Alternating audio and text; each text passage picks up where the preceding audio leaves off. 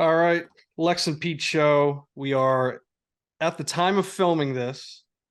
We are 7 days out. We are a week out from real regular season NFL football. At this point, we'd be in the second half, I'd say, of that first game. What is it? Chiefs Bills Thursday night, Pete. Chiefs Lions. So looking forward to that. Before we get into the ads, some quick league notes since we're talking about being so close to the season. As you may have seen in the group chat, I have taken away the 3 bench spots for the offseason. So you will now have to cut down. It'll tell you at the top of your roster, it will tell you how many players you need to cut down to be under the limit. IR and taxi squad does not count towards that. It is just your bench and your starting lineup. I believe it's 22 people. Besides that, I also posted, it's a pinned message. The payouts that we will be doing for the season, like I said, we kind of had like an informal vote on it. So if anybody has any suggestions, any comments on it, speak up. You have until a week from today. You have until next Thursday morning to give any suggestions. We could talk through it, figure it out. And like I said, for the weekly awards, I will be keeping track of that. We'll be doing the money leaderboard for the whole season. I will pay that out at the end of the season. I just don't feel like doing individual $5 payouts every week. So we can build that up. Hopefully you're getting 10, 15, $20 at the end of the season. So let's get into it. As always, Lex and Pete is brought to you by 2 of our longtime sponsors, Sundog Multimedia. Sundog is an online communication and social media company. What started as a personal tool has since evolved into something much bigger, allowing users to communicate, research, and discover things that impact their lives and daily decisions. Sundog will collaborate with you to build and execute a modern yet nimble social media strategy by utilizing innovative and traditional media principles. Sundog is also a proud supporter of the Stop Soldier Suicide Foundation. You can find Sundog on Instagram at Sundog_multimedia. That's Instagram at Sundog_multimedia. Brains, brawn, and true professionalism. That's easy peasy moving and service. Muscle for hire, moving, assembly, errands, you name it. They will do it. Easy peasy is a multi-service team. If you need something, just ask.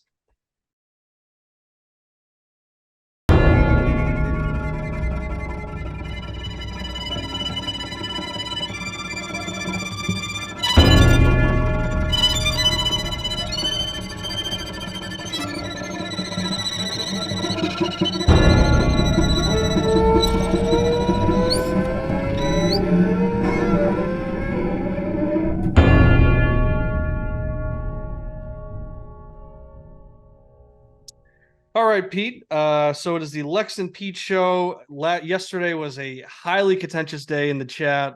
Also on the YouTube channel, Commissioner Bebe Jones released a press conference, a statement on the news that broke.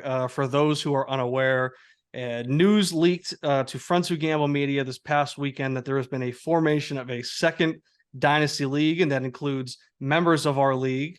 One would be Slippery Pete, and also all 3 members of Big Brain. And as some of you may know, Big Brain LLC is a triumvirate. They are 3 guys that lead a team together. There have been a million opportunities in this league for 1 or 2 of them to step up, leave the team, take on their own team. Like Bebe Jones said in his press conference yesterday, everybody loves Wallace's team. That could have been one of them. They had an opportunity to join that dispersal draft where there were 2 teams. So he said a lot of things. This is both our first opportunity to react to it.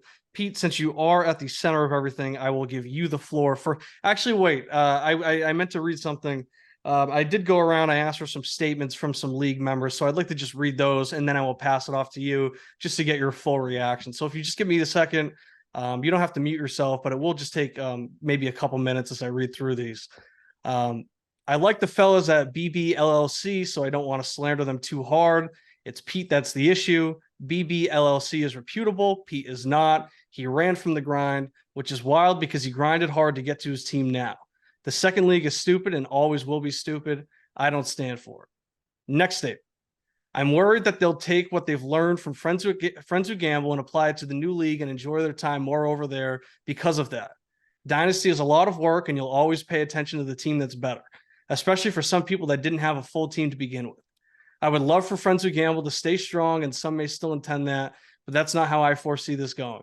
It's also kind of crazy that in a league full of friends from home with a bunch of my close friends, I wasn't included. That hurts a little bit. I'm not bitter about that at all. Next, the golf outing is too much. That was our baby, and they just took it. Next, I'm all for people being in other leagues with their friends and family. I'd be a hypocrite to say otherwise. However, playing favoritism and stealing the format of a league is problematic. It's also problematic that the team doing this consists of friends who could be running individual teams in this league. But worst of all, being in multiple dynasty leagues is like playing Madden with two different my players or franchises. It's just bizarre. How can you put all your how can you put your all into something that if this isn't where all your dynasty efforts lie? It makes me question their longevity in this league. You can't disrespect the commish by stealing his format and not inviting him either. Shameful, distasteful. In fact, there was a pleasant taste in my mouth, which has since been sour. Pete spearheading the propaganda for the other league while trumpeting this allegiance to this league. I don't know. It sounds slippery at best. I haven't given up on those in question, but the only Benedict-like behavior I can tolerate is with my eggs. Monogamy is dead. Perhaps. 'Tis loyalty that hath perished.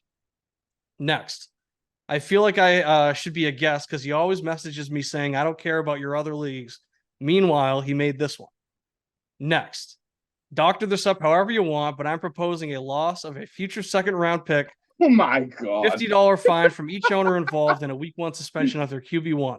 No wrist slaps. A message must be sent. That is all. Pete, the floor is yours. Your reaction to this as well as everything that transpired yesterday.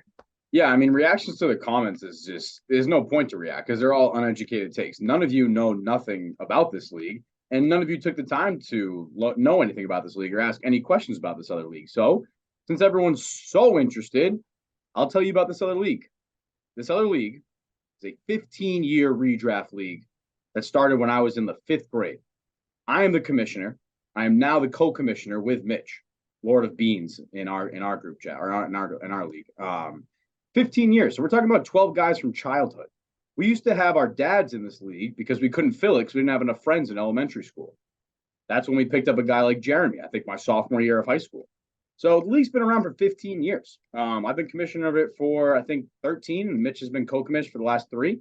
I mean, we're talking so far back here that we were doing this league before there was even such thing as a live draft. You had to go into NFL.com, like rank your positions, QB, RB, wide receiver, tight end, kicker, defense, select what rounds you wanted to take a position in. And then I was waking up at 6 a.m. before the bus on 5th grade, printing out the draft results and looking at my teams on the bus with Mitch. This league goes back forever. And the reactions over here are acting like I just made a dynasty league out of anywhere. So I'm a commissioner of a 15-year redraft league. This year, over the offseason, I had a manager of my league propose that we switch to a dynasty format. It wasn't me, and it wasn't any members of Big Brain. Okay? Being the commissioner I am, always take a democratic approach. We do an off-season vote every year for rule changes. So I put dynasty on the vote. The vote won. Dynasty won. Interestingly enough, 2 out of the 3 Big Brain members voted against dynasty. They voted for redraft. Everyone's coming at Big Brain. The majority of them didn't even vote for a dynasty league. They wanted to keep it redraft. So here I am as the commissioner. I'm a Democratic commissioner. Dynasty gets proposed as a format in my redraft league. I put everything up to a vote. It gets voted dynasty. Now we're a dynasty league. So all these people chirping me with all these reactions and these statements, I would love to hear what they would have done in my shoes. So what's the expectation? That I say, no, sorry, guys, we can't be a dynasty league because I'm in another one and I swore a blood contract that I wouldn't be in another dynasty league? Is that the expectation? Is that the expectation? If that's the expectation, then I think it's just a little bit absurd. And especially to come at a guy like me who's put nothing but blood, sweat, and tears into Friends Who Gamble since we started this thing. KB, this is our 42nd Lex and Pete show. 42nd. They run about an hour. That's 42 hours strictly of doing a show that we do on our own out of our own enjoyment. Not only that, not even those 42 hours, but all the hours I put into the league in the group chat. I'm third in most messages sent since this league started. The only person who has an argument, not even an argument, it's true, that's put more into Friends Who Gamble than me is you. And it's by a landslide. No one puts more into this league as you have. No one has. You built a fantastic league, a dynasty league, in my opinion, that is in such elite tier. I'm surprised you guys are even worried. Like you're talking, oh, this guy's in this league, this guy's in that league, this guy's in that league. You're shitting on these guys who are in the league, but you're also concerned about it. So I just don't get. I don't get it from these people chirping and you. I would like to hear what you would have done in my shoes as commissioner of this 15-year redraft league that was proposed to go to Dynasty. I would love to hear that. I would love to hear some sort of, hey, Pete, I would have done this in your situation. You should have told them, oh, no, you're already in a Dynasty league. You can't beat another one. Is that what I should have done? That's not what I think I should have done. So the vote passing it back to me, or now we're Dynasty. No, I'm passing it back to you now. That's the question. What would you have done? All right. Well, I mean, I guess you're kind of making the wrong argument to the wrong person, right? Because I am somebody who I was actually in a Dynasty league with a bunch of random people, right? This is actually how I got to know Igor. Random people, so not childhood friend. What's that? Random people, so not childhood friends like me in my situation, 15 years. Is the floor mine, or am I going to have to deal with you interrupting throughout my entire rebuttal, which you've asked me to give? Go ahead. Okay, so what I'm saying is that you actually came to the wrong person, because you're trying to preach like, well, what am I supposed to do? Like, not do this Dynasty league, not get into this new one. So I was in a Dynasty league, and that was my introduction to Dynasty. And I was with a bunch of kids that like I really didn't like. You know, I knew a bunch. It's how I got to know George and Joe. They ended up leaving. Bowen was in the league, all that. I actually took a team that was really bad. I rebuilt it, and I made it into a team that just lost in the semifinal, or lost in the championships this past year. So what I did, though, was last year when you started chirping me for being in a second Dynasty league and you started questioning my loyalty to the league. Oh, I took that in personally, and I thought, I said, you know what? That actually makes a lot of sense. I need to focus. And I've actually been working for the last couple of years to trim down the amount of leagues I'm in. I'm only in one redraft league and one Dynasty league now. That's all I do, because I give my all to those two leagues. They're two different formats. It's easy to manage one team and not manage the other. It was getting tough to manage two Dynasty teams because you can't have the exact same team. You have players that you love, but you can't always get them in one league, and that can make it unenjoyable. So I actually put an effort to destroy that league. I brought awful vibes. I pointed out how terrible the league was, how management, how commissioner doesn't care, how teams are impossible to reach. I did everything I could to ruin that league so I didn't have to leave it on my own, and I just killed it totally because I wanted to focus solely on this league. But what I find interesting are a few things. So you did say that 2 members of Big Brain did not vote for the Dynasty. How did you vote? I voted for Dynasty. Interesting. Okay, and then another member of Big Brain also voted for Dynasty. I won't ask. You don't have to tell me who it was. I would find it interesting, but it's just still interesting that 1 did and 2 didn't, because I've always talked about how I feel like there is some dissension amongst the ranks there. But, you talked about being a Democratic commissioner. We always talk about, you said, what do you want me to say? Like, we can't do it. I'm already in this. We took a blood oath. Yeah, I thought that was actually the whole point of this league. When we say the league, the league, the league, I thought that was everybody pledging their allegiance to this league and saying, this is the Dynasty league. This is my sole focus.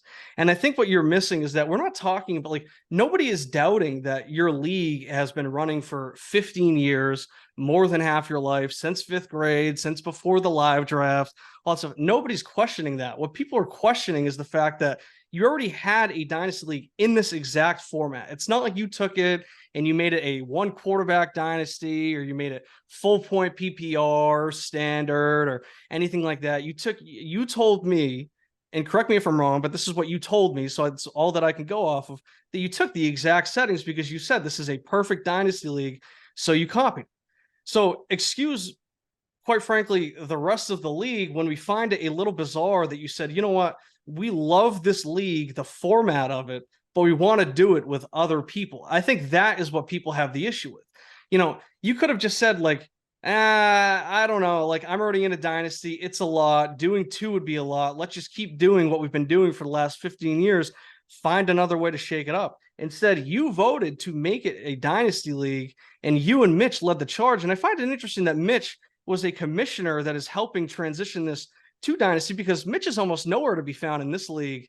And, you know, I think what's happening is that you're taking all of this and you're almost taking everything that we're saying about Big Brain as a slight at you as well. So I don't really understand why you're carrying Big Brain's water like this. But it's like, I mean, we couldn't pay Big Brain to stay current in the league chat at all. And all of a sudden they're transitioning to a second dynasty league. Turns out Mitch is a commissioner of a dynasty league and he barely even joins the chat. It's like, you know, I mean, we only see what we were joking the other day. There was like one Big Brain logo that you always see. And it's fun trying to figure out which one is which because they never get involved in the chat. So, I mean, I can only assume that these guys are in that other chat with their home friends who I thought that was me. I thought that was Simcoe and Bowen and, you know, all those guys. But apparently it's this other group of home friends. I'm sure they're yakking away in that group chat. So it feels a little weird that you guys started a league with the exact same settings, but you just wanted to do it with different people. That's what we find bizarre. Nobody's questioning the fact that you're in a different league. I'm in a redraft league that has been together. I mean, it's been going for 20 years. I joined it about 10, 12 years ago. I have a league like that as well. If they wanted to switch to a dynasty, I wouldn't want to do that. That's a lot. It's a lot to take on two dynasty teams. So, yeah, I mean, I think that that's the point that everybody's making is that it's just bizarre that you're taking the exact settings. You're doing it with some people from the league, especially 3 people coming from a team where they all had the opportunity to manage their own team. They didn't want to take it. That's what people are finding so bizarre about. It's just a bad argument, in my opinion. It's a bad argument. Well, of course you think that because that's just usually what you do. You can't take in any criticism with other people. You can't even look at the fact that you have like 9 people that are just saying like, yeah, that is a strange move. Nobody like you would never even just like ingest that fact and just think like, well, maybe there is something there. Maybe I should think about it. Maybe it is just a little strange, or maybe I can at least. Maybe I disagree, but I can understand why they feel that way. But you would never do that. You instead, any type of criticism or any type of negative feedback just bounces off of you and it goes right back out because all you do is deflect. I mean, that's what you've done in the league chat this whole time, the last 24 hours. You've talked about lies. What am I lying about? You were calling me a liar. What have I lied about? It's not so much a lie, but more of a projection, as if I went out and you called it a lie, though. You've been calling me a liar in the league chat this whole time. I didn't interrupt you, so you've been calling me a liar this whole time. So I'm just curious. No, it's not my turn yet. Well, I'm qualifying my question because you're saying that it's okay. You're saying that it's not a lie, but that's what you were saying. You were saying that it's a lie. You were calling me a liar. So I'm just curious what you meant by that. If you could just lay out these lies that I've been telling. Yeah, you're saying it as if I went out and searched for 11 other guys to join this dynasty league that I wanted to join. It's not true. Exactly that you wanted to join. Yes, it's 15 years because we've had these guys in place for 15 years. Like it's not like I went out and found 11 other guys that I'd rather play dynasty with. It's just not true. That's not true. Jeremy's been in it for 15 years. No, Jeremy's been my friend. Mikey Prushnik, your buddy, year of high school, but kicked out my dad for that. Your buddy Mikey Prush has been in it for 15. You didn't buy it. You really bought that Prushnik's in the league. The guy's coming to fill in a spot in the golf outing. Your buddy Mikey Prush? Mikey Prushnik's not in the league.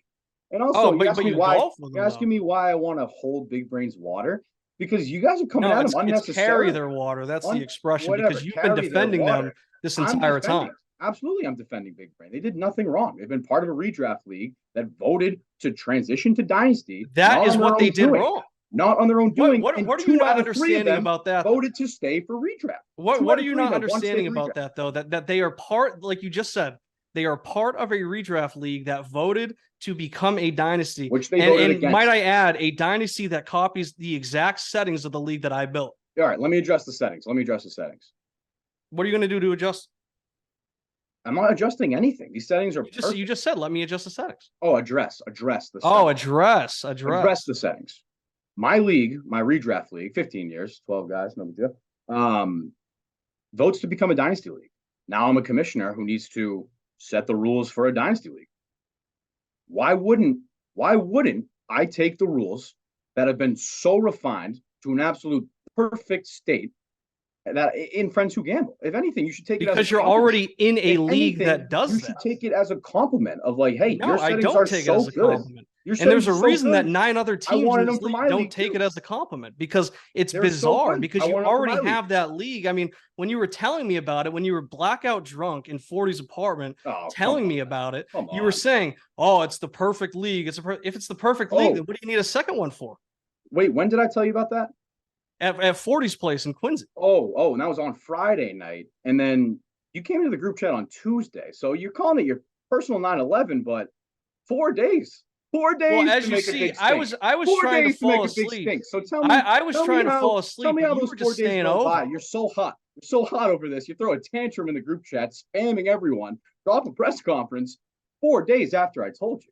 Well, if you'd like for me to address that as well, because what we were trying to do, because Bowen didn't hear it because he was asleep, right? So I was trying to fall asleep. You were overstaying your welcome. We were all trying to go to bed because we had an early morning flight. I had a trip out to Vegas and back. And then I'm sitting here and I'm thinking, on Tuesday. Did Pete say that to me on did I imagine that? Or did Pete say that to me on Friday? 4 days later. Oh, here the deflection king goes, right? Because again, he hasn't addressed any of the lies. It was again, so I'm still jarring and shocking for you. But instead, he's focused on the timeline. You couldn't even remember. Who cares when I broke the news, quite frankly? I had to check my facts. I mean, I was still getting information on Big Brain and this closed door meeting, which you don't even know about. You don't even know about the fact that this is that Big Brain is planning to work their way out. It's like, but you want to carry their water, even though you haven't even heard the facts because you are so blind to it. Because like I've always said, you want it to be Lex versus Pete. I've been trying to make it Lex and Pete for years now. No, you are so blind to it that anytime I say anything, you want it to be Lex and Pete. I mean, last year when I was talking about Romeo Dobbs, and I was talking about tantrum in the league chat. What are you talking? Because I'm pretty upset. You didn't come to me and ask one question. You didn't come to me and ask me hard on this league that you guys love it so much that you had to go and start your own straight to throw a tantrum in the group chat. What? You didn't come to me and ask one question about this. We talked about it on Friday. What questions did I have to ask? We talked about the league happening. I told you it was the same settings. Yeah, and I said to you, I said, this is how it ends. First round pick. I said to you, this is how it ends. This is exactly how things start to crumble. You didn't ask how the league happened. Why is it the same? Because I know about all these concerns that you're coming up with. Because I know about the league. You didn't ask one question. Why do I have to ask why do I have to ask how it happened? You don't know shit about the league. You don't know shit about the league. You thought Mikey Prushnik was in it 15 seconds ago. Because you guys sent a poster of you golfing with him. You guys are talking about, oh yeah, we're playing a round of golf before it. So all I said was like, if Mikey Prushnik's in this league, I'm going to kill myself. And I think that's pretty valid. I mean, he's a fucking weirdo. I mean, you guys are hanging out with your, what, is Noah Greeny your treasurer? So tell me. Is Noah Greeny collecting the buy-ins? I hope he's not, because I want you guys to hold on to your money.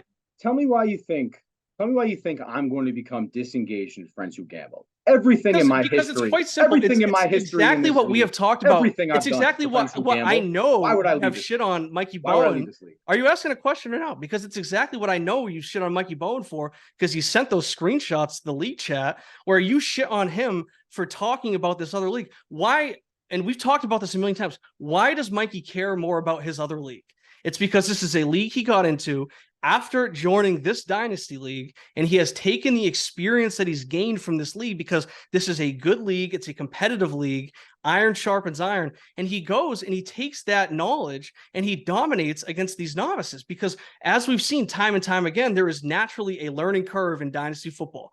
So all these guys, they're going to have a tough time getting used to, oh, you guys already have a 3-4 year head start, and you guys are going to get off to a fast start, and you guys are going to be a better team. And I'm pretty sure you told me that this is a like $150 league or something. I'm pretty sure it's more expensive than ours is. So same exact buy. To me, it's same exact buy, and you still don't know shit about the league. Okay, so yeah, all it tells me though is that when you have a league, so whether it's the same money or more, when you have a league that is worth that much and you have a better team in it, and we know that you're going to have a better team right away in this league, in this new league, than you are in this other one, because I don't think you're going to be starting from rock bottom, doing the vision from the jump. You're going to be going after, Pat Mahomes or Justin Jefferson you were talking about when you're telling me all about your first overall pick and whether you should trade back and take this quarterback or trade back and take Justin Jefferson when you were talking all about that. Your opinion. Quite frankly, you guys are each going to have, and especially Big Brain, they're going to have a chance to not only make like the championship winnings and split it 3 ways, they could get it and they could have the whole pot. So we're not just talking about you. We're also talking about all 3 members of Big Brain, because I know you love to make it about yourself and you like to ignore the fact that there were 3 other people that we're talking about. At least one of you is going to have a better team and be more focused on that team in that league that is for the same money, because you have a better chance at winning the money. Naturally, you're going to be locked in. And I'm speaking as somebody that has been in multiple leagues and talking about how once I got into this league and I was like, well, this is the league with my friends and this is the one that I care care about, that's the one that I focused on. And I stopped giving like any shit about that other league. So I'm speaking from experience. So yes, I think it's fair for the commissioner of a league who has already struggled with teams coming and going. I think it's fair for me to at least have my antennas go up and at least show a little bit of concern. I mean, the fact that you don't want me to think that this is strange at all just shows how ignorant you are to it. The fact that you think that me as commissioner shouldn't just be like, hey, at least I just want to say, like, I'm a little concerned and I want to make sure that you guys are still 100% loyal, which I have a hard time believing, because how can you be 100% loyal to this league and 100% loyal to that league? That's not possible. Okay, you cannot give more than 100%. So even if it's 99, there's going to be 1%. I want 12 teams that are 100% locked in. And you're talking about, oh, what should I do as commissioner? What should I do as commissioner? As commissioner, I would expect you to also find it strange if people were going off and starting a second dynasty league. And you keep saying, well, we're not starting another league. Yes, you are. I don't care if you're taking leftovers from a redraft league that's been along you're for overlooking that. 10 years, 15 years, 100 years. I don't care. You are starting a new dynasty league from scratch this week, plain and simple. All right. To your point about deflecting criticism, I will say it is probably a fact that the majority of dynasty owners are going to put more effort into a dynasty league where they have a better team. I'm not most dynasty owners. I'm in this vision a year and a half in, a year and 9 months in, and still probably another year to go. Couldn't it also be true that I might be still just as dedicated, if not more, to friends who gamble because I've been building this thing for 2 years? Well, is that fair to say? Is that fair to say? And this is also what I don't understand. Is that fair to say? Right is that fair to say? I thought you were asking a question. I'm answering the question. What do you want me to do? Say yes or no, yes or no? No, I'm going to answer the question that you asked. Okay, so if you'd like me to answer, then you can shut the fuck up and you can let me answer, or you can keep rambling on, but you're not going to get the answer that you're looking for because you're not going to let me talk. Okay, so yes, that is on you to prove that. Just like it's been on all of Big Brain to prove that. Okay, so go out and prove it this year that you are still giving 100%.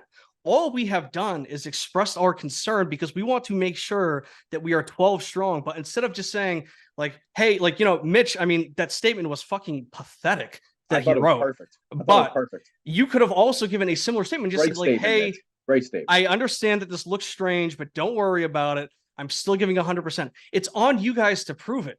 To act like there's no reason. I mean, the fact that you have shown concern over Mikey Bowen and his other league pretty much discredits any argument that you try to make for yourself, because he's in a league with his brother-in-law and his brother-in-law's friend. And I'm not Mikey Bowen. Okay, then prove it. Then prove it. And I've done nothing but so defensive for. Because I've just go out and prove it. Put my heart, blood, sweat, and tears into this league, and now I'm being treated as if I'm going to be the next one out the door. So has Mikey Bowen's been to a championship in this league. You haven't even been to the playoffs. So what? I don't even care what results have been in. No one has put more time into this league besides me, besides you. Besides the person that you're talking to. Besides the person that pays for a website, that gives time, whether it's recording, whether it's doing research, whether it's editing, just keeping the league active. I mean, I have strapped this league to my back the last 24 hours. And look, we got George talking. We got polls going. We got trades happening. We got people dropping people. You are the man. Because of me. That is all because of me, because I am the only person that seems to give a shit about this league. Everybody else, I mean, people want to come along and they want to be a part of We are on a podcast right now about this league. You're going to tell me I don't give a shit about this league? That I set up. Everybody else has been on the podcast. You want to talk about, what'd you say, our 42nd show? Are you going to tell me I don't care about 42 of those shows? Sorry. How many have I done? If you've done 42, how many shows have I done? No. I congratulated you on your 42nd show. No. You said we. You said we have done 42 shows. That's 42 hours. All that. All right. No, so I have done 42 shows because I put this league on my back. Congratulations. Congratulations. Engagement is up. If I have to do it myself, I will generate great commissioner, and I mean with that. my bare hands. I mean that. And you will just sit back. I mean, you've had all this time to drive up engagement in the league chat. No one besides me. No one besides me. You had absolutely nothing to say in the league chat. You just sat there and let the punches come in. And I have gotten everybody to jump in there. It's a bunch of birds chirping. It's non-story. It doesn't matter. It doesn't matter. It's a non-story, but you're here and you're addressing it. So is it a story or not? But I mean, you made it a story. You made it a story. You threw your I little did. Yes, tantrum I in the did. chat on Yes, Tuesday. I You did. made it a I made story. it a story because nobody else was gonna. Because you Because somehow it wouldn't don't have think mattered. it's a It big wouldn't deal. have mattered If if you found did. out, If if you you did found not out that make this George a and story, Igor nothing and would have happened. McMorrow were starting another league, you would think that's bizarre No. as well. It's I wouldn't. insane to I say would otherwise. not. I You have would not. criticized people for I being in would other leagues, not and then your throw only a defense is, well, tantrum I'm not and them. Well, come I'm at not them. someone Yeah, I personally criticize them, but I'm until I not them. saw them You don't start even pulling realize out. how insane you sound. I mean, I got It's all statements from like projections. 6 or It's 7 all teams here. projections. You were saying, "Oh, they're gonna do this. I think they're gonna do that. They're gonna That's do just this." my speculation. Who Yeah, cares? but why? Who Why so cares? much I'm just an concern asshole when with an nothing's opinion. happened? Why do you care so Nothing's much about ever what I happened. think? Why do you care so much about what I think? Go out and prove me wrong then. Why are you taking There's it like no you? doubt in my I'm mind I giving my will. There's opinion no doubt about in my how I mind I think will. something's going to play out, and you're calling it a lie because you don't even know what you're talking about. How is an opinion a lie? It's an opinion. I'm It's a still wrong waiting for this list of lies that I've been telling. It's a wrong one. What's that? It's a wrong opinion. No, it's not. It's Yes, just an it is. opinion. Well, It's it's wrong on you to prove it wrong. It hasn't happened yet. We haven't. You guys haven't. Have you guys even had the startup draft? I thought. Oh, I thought you knew everything about the league. No, I said I know Oh, about you the don't. league. If you can find where I You said I don't. know everything, because I'll send you the cut and you can go through it and you can find where I said everything, then go ahead. Because you can present that when you give me the list of the lies that you said I've been telling too. I have no further questions. You got anything for me? That wasn't a question. I was asking you to give the list of lies that you said I've been telling. What do you mean you have no further questions? I'm looking for an answer. I mean, it's just been 2 days, 2 days of lies. What are the lies? What are the lies? It's been some small things, just some say big one things. lie. Just say one All lie. right, Mikey Frushnick's in the league. You just said it 10 minutes. That wasn't a lie. That was me misunderstanding something. I was not stating for a fact. I saw him on the post and I reacted to it. Is bigger than ours, not bigger than ours. Okay. That's just me misstating a fact. That is not a lie. Pete's gonna pull out of this league. That's not a lie. That is a prediction. Lie. That is a prediction. Well, then you didn't lie. You just had a bunch of wrong predictions. No. I'm waiting for a lie. I'm waiting for a lie. Not me getting a fact wrong. Okay. Not me misunderstanding something that you presented to us. I'm looking for a lie that I told, something that I said as a fact that was false. What did I lie about? Okay. Kieran, you didn't lie. Okay.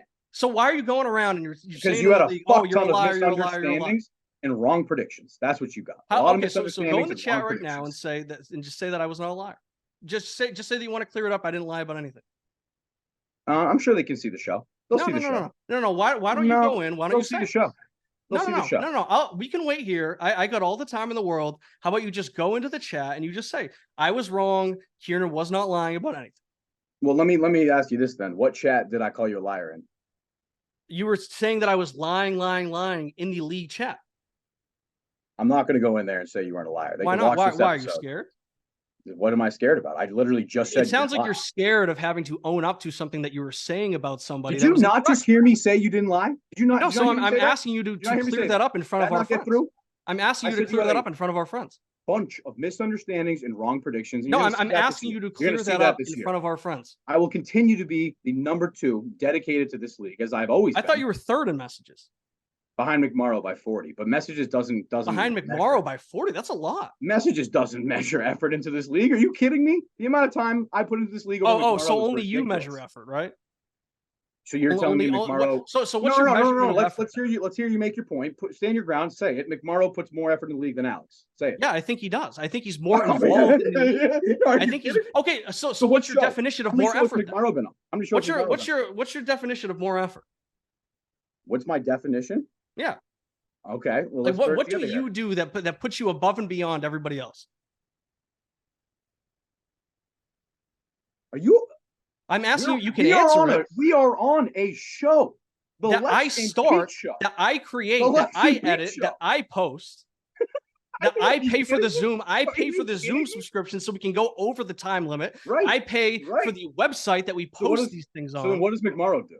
What? He's come on the show. He's been in the league. He's won a championship. On the show. He has won a championship. How are you going to tell me? How are you going to tell me McMorrow puts? He has won a championship more to this league than I do. He has won a championship. You have never even made the playoffs. You put in the second most effort to have what, like the second least wins and like the second least points for. Why are you worried about my results for? I thought you were just worried about effort. Because I think it's embarrassing that you're trying to flex this effort. Maybe you should try a little bit harder then, and you might actually be able to have some success in this league. Because I look at a team, you're talking about putting in more effort than a team that has won a championship. I think that that's what the league is all about. Okay, let's talk about your results. Hold on. Let's talk about your results. Who wins the most money at the end of the year? Let's talk about your one playoff appearance. Who wins the most money at the end of the year? If someone came into the league, would they rather have your roster or mine? I think that right now they'd probably rather have mine because I actually have a full roster. Delusional. How about you ask the other? Because I actually have the other 10 people in the league that question and get statements on that. I actually have good receivers. I have good tight ends. I have a full roster. I actually have depth that I can trade away. What? You don't even have a bench. You're starting Puka Nacua. Yeah, I wonder, would they rather take over the team that is starting Puka Nacua on a bye week? Are you starting Puka week 1 if Jerry Jeudy can't go? Are we a redraft league now? No.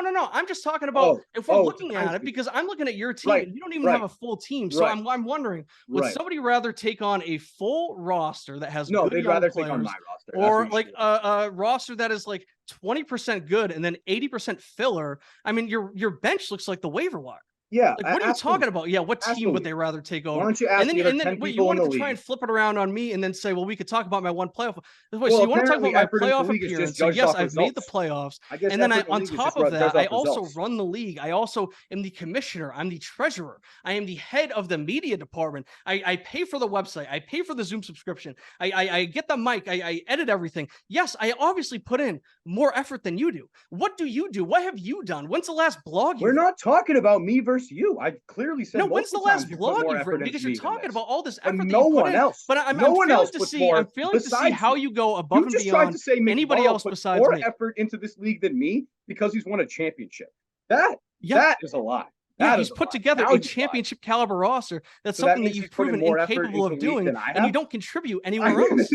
That was your worst argument of this. How is that my worst argument? That a elite champion into this league than I do? That elite champion who is more active in the chat than you, it puts more effort into the league. I think that's a pretty sound argument. Yeah, I don't need to argue that one. That's just so ridiculous. Oh, of course, because you'd rather just you haven't argued anything. All you do is deflect and say, well, that's ridiculous. Oh, well, I'm so above that. And I mean, I'm sure when you go on the Trev and Pete show and Trevor Oldham has his slimy hands, I mean, he probably has a webcam that looks like it's been covered in Vaseline because he's a fucking pervert and he's too busy jerking off to whatever the fuck he likes to do in the back of Captain Bonnie's, which I have on good authority. That's when you counter on your heels when you go when he's being a fucking weirdo on the Trev and Pete show, I'm sure you answer all the questions because you think that you're the big swinging dick over there because you got all this experience because you're going to go over there. And I'm sure Mitch is going to start his own thing over there as well. And I'm sure it's going to be absolutely great. Yep. But, you're so sure of a lot of things.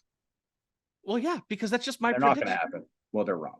Okay, well, you can go out and you can prove them wrong, or you can sit here. No doubt I will. Fat bitch. No one puts more effort about it and be, oh, the birds are chirping. The birds are chirping. There's the fat. I mean, for like the first time in months, we've had an active chat and you were nowhere to be found. You always go fat because you're so afraid of the criticism that you can't even play along that you just sat back and you read all the messages. The birds are chirping. The birds are chirping. I don't have anything to say about it because you don't know how to, because you take things so personally.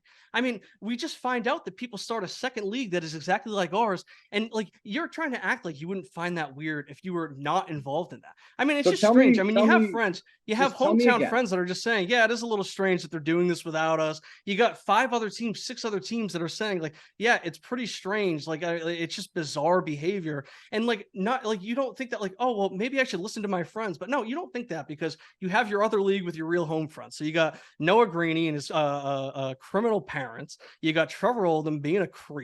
And I mean, who else do you got in it? You got a league full of morons and you're going to take advantage of them. And then you're going to have a better team there. And it's plain and simple. You guys are going to focus on it more. So it's like, what do you want us to think? How do you want us to take? I want you to admit what you're wrong when we see what actually happens. That's what I want. When you prove to me when 2 years from now you care so much about this dynasty league that you can't give any effort to that one, then I'll say, you know what, hand up, Pete. I was wrong. You do love this league. You proved it to me. But until then, I'm going to have to take what I'm seeing. And all I see is that you guys took your redraft league and said, we need to make this into a dynasty that's just like see, this one because we got a better cast over here. This is what I'm talking about when I say lie. It's not a real lie, but you say you guys took your redraft league and then did you not turn your redraft league into a dynasty? Yes or no? No one. You didn't Not turn your Jeremy, redraft not league into a Jordan, not dynasty? Mitch, not me. We did not propose to make this a dynasty league. It came But you voted for it, did you not? Did you? Yes or no? Did you vote for it? They proposed it. Yes or no? Did you vote for it? We voted on it. We voted the way we wanted. What did you vote for? And then it's what side did you vote on? It's a dynasty league now. What side did you vote on? Dynasty, because I love dynasty. And yes or no, you turned your redraft into a dynasty? No. You turned your redraft into a dynasty, yes. No, the league vote of the redraft league. I'm not saying you personally. I'm saying that your redraft league turned into a dynasty league. Yes or no? Yes, that happened. Okay, so what was the lie then? Because that's what you just called a lie. No, I said it's this is what I talk about when I say you're lying, because you frame things like you turned it into a dynasty league.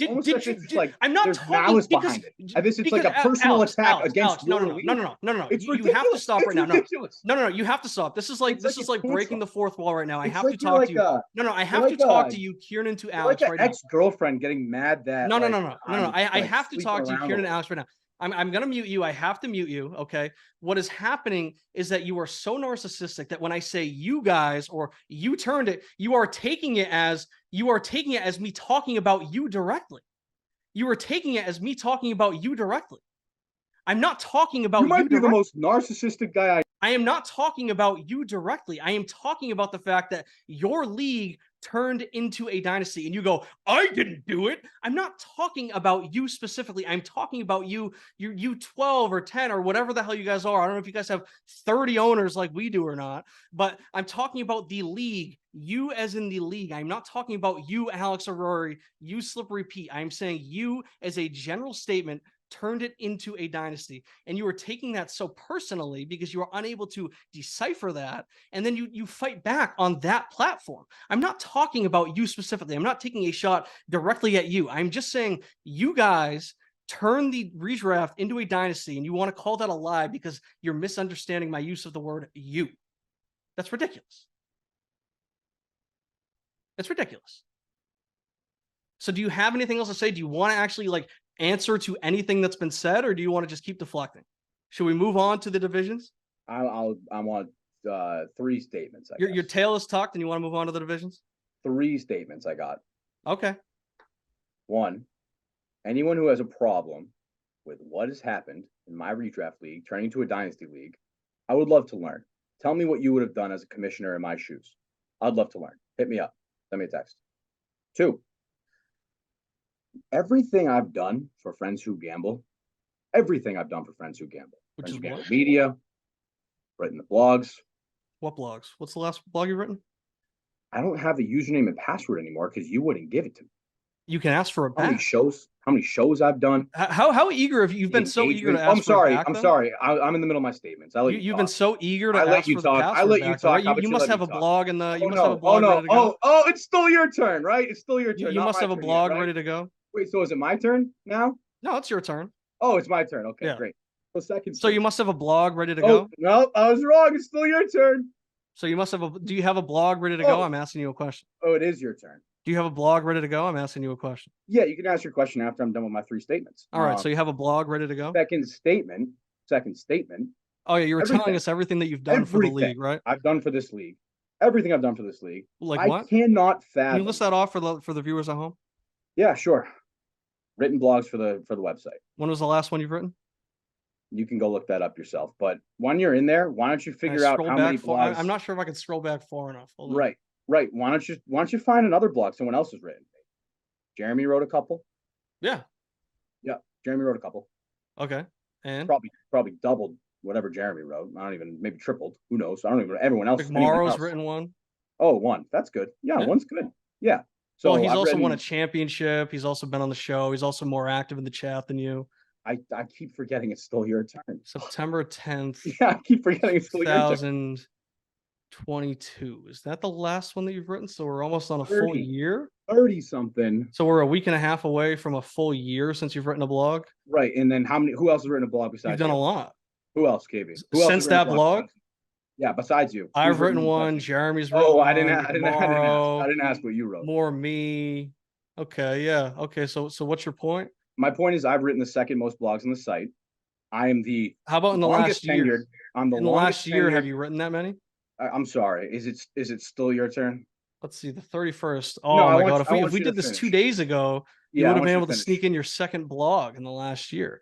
Yep. I'll let you But so finish. it's since September 10th, you, Jeremy, and McMorrow have all written the exact same amount of blogs. So in the last calendar year, you, Jeremy McMorrow, are tied for second. So I guess that makes you tied for fourth if we're going by like the golf standings. So yeah, Yeah, you're that tied for makes me fourth with second all McMorrow and time. Jeremy. Second all time for the most blogs written on the site. Okay, but what have you done for me lately, guys? So what I'm Oh, seeing is you that are. Well, you've written no lately. blogs. I was on a show, an hour long You've written show one blog last in the week. last year, and No, you've no, no. I started a was new on an dynasty. hour long. What have I done for you lately? I'm on a show right now, and I was on an hour show last week doing a divisional breakdown. And then yeah, on the Zoom subscription that you pay Uh, for, and then you you're edited right. it with You know, the you're so Premiere right. subscription that I you don't pay pay for the for. Zoom subscription, so I'm not engaged. And I'm you not put in all engaged. I that don't time pay with for the the Zoom editing, and then you posted it, and it goes on your personal YouTube channel where you take all the risk because you're the one that posts it. And yeah, I mean, like I said, you had to pay for the Adobe to edit it, and then everything like that. Is that what you're saying? So No, you're just because what comparing I me see to is you. that you went from writing Shut blogs the all the fuck up. time Shut the fuck up. then you You're haven't so written a far blog off. in a You're so year, far off. and you've started a second dynasty league. So I mean, yeah, I mean, I guess it is trending down. If you want to talk about, yeah, I mean, I guess when you look at it that way, that's actually a good point that you've made bringing up those blogs. You That no are one's done trending more for down in this terms of league engagement. I mean, besides you. No what? one. No one. No one does as much as you do. You do. I've said that maybe 5 times now, but you can't get it through your skull. You keep Yeah, but like, comparing yeah. what So why are we've you done trying to argue versus with each me other about it? because no one else You has want me to done feel more than sympathy me when you don't do as besides much you. as I do? Why? Why? Why? Why? Who asked Because why? I didn't ask why. I cannot fat. What do you mean why? I didn't ask Why don't you why. just shut up and give me a minute? You want I to give didn't me a ask minute? why though. So what are you answering? I didn't ask you why. I'm asking a question, but you wouldn't know because you keep cutting me off. Not giving me You're the asking. You're respect I gave wait. you. Okay. Wait. So now you're setting up your own answers. Is that what you're doing? Correct. That's exactly All what right. I'm doing. Let's hear it. So I cannot fathom how a right-minded person could think that I would leave or be disengaged from this league based off everything I've done for this league. Why would someone think that? Tell me. Well, because you went from writing a lot of blogs. I thought I actually didn't. I just say that. I thought I just said it. You went from writing a lot of blogs, so you haven't written one in the last year. Who's And done now more? you're starting a Who's done second more? league. Who's I done mean, more? what? Who's done more for friends who gamble than me besides you? I think everybody. I think everybody contributes. What are you talking? Like, what are you measuring? I don't understand what you're measuring. Are you okay? What are you what are okay? you measuring it by? Everything. Who's written more blogs Who can? Well, than me why do you keep bringing up like besides your you? one blog in the last year? Who gives a shit? Who's been on more shows than me besides Me. you? Right, you. I've said that maybe 5. Yeah, so it's like so I don't understand. I really don't understand what your point is. Like, so because you've been on the show that I do all the work commitment to friends who gamble based off everything I've given to this. So wait, so the whole league so the whole league, like all the effort just comes down to like the show that we do once a week. The blogs, the league chat. What blog? Why do you keep bringing up these blogs? What are you bringing up the guys blogs on the side? I'm in on the streets. I'm texting guys in the league. What are you bringing up the blogs for? Here's a Nichols worth of free advice. No one has here's a bit of free advice, okay? Than me, besides you, and I don't know how anyone in their right mind could question my commitment to this league. Here's some advice. Stop trying to use the blog as an argument, okay? Stop trying to use that's like trying to say that you're qualified to be like a head chef at a Michelin star restaurant because you flip burgers at McDonald's. Okay, because you wrote a couple of blogs a couple of years ago does not mean that you contribute anymore on the blog. You haven't written a blog in a year. All right, Bowen's QBs.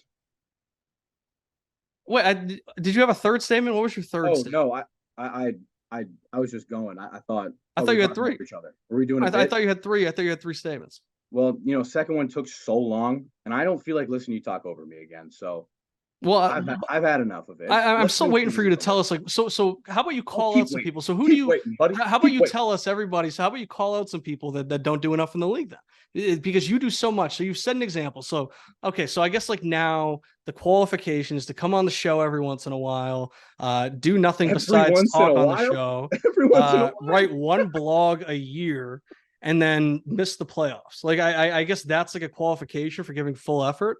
I I mean, don't know. like, so It's almost like you're arguing that I'm not engaged to the league, no, I'm but arguing that you're also not as proving my engaged point that as no you're one's saying, been more engaged because you're than me. trying to put yourself on this pedestal above everybody else in the league. And No, I'm not trying to you. understand, because That was as the eighth commissioner, time. I'm defending Maybe you just want me the to keep rest of my stroking your managers. ego about how much a good commissioner you are. What?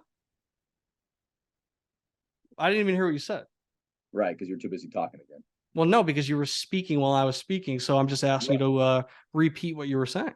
Yeah, well, maybe you shouldn't have spoke over me. You would have heard it. Oh, okay. I guess I mean, it's not really that important. I don't think you've ever said anything that has any substance to it anyway. So, I mean, all I'm No, talking about you're is right. like, I've what? never said anything with substance in it. Maybe we should just skip the divisional breakdown because I can't say anything with substance, right? Damn, you know, wow, you're just trying to walk away from the show. I mean, would that, how No, many I'm times would staying that here be? ready and willing, but it's almost like you How want me many to walk times would out the that door. be that you've walked away from the show? I mean, Almost you've like already you left the want me to walk blog. out the door. I mean, you seem so eager to write You're a so blog, but like you don't concerned want that to I'm ask gonna for the walk out the password. door, but yet you're kind of pushing me. I'm kind of pushing you where?